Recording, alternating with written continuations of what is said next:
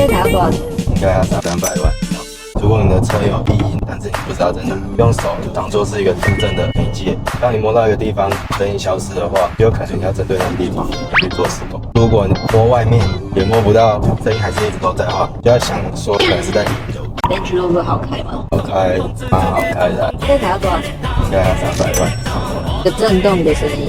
蛮大声的，因为有些噪音是需要一定的时速。对，要高时速才测得出来。这个是门板或是 B G 的那个实感，然后回去把它拆下来。那个拉风的男人小胖已经自己默默处理好了，下次再拍施工过程给大家看，记得按赞、分享、关注。